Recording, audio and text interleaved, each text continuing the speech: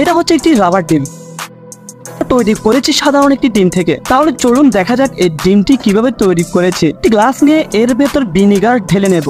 একটি ডিম নিয়ে এসে এর ভেতর দেয়া যাক। ও দেখুন এর চারপাশে কিভাবে বুদবুদ ঘিরে রেখেছে। এটাকে 10 মিনিটের জন্য রেখে দেব। 10 মিনিট পরে ফিরে এলাম। আমার মনে হচ্ছে এটার উপর একটি আস্তরণ জমাট বেঁধে আছে। ডিমটা এখনো রাবারের মতো হয়নি। এটাকে 24 ঘন্টার জন্য রেখে দেব। 24 ঘন্টা পর ফিরে এলাম। ও দেখুন ডিমটি সাদা হয়ে গেছে। একটি বাটিতে পানি ও ব্রাশ দিয়ে এর উপরের আবরণটি ধুয়ে নেব। আপনি চাইলে একটি সাবস্ক্রাইব ও একটি কমেন্ট করে জানিয়ে দিন নেক্সট ভিডিও কি নিয়ে দেখতে চান। দেখুন ডিমটি একদম রাবার হয়ে গেছে।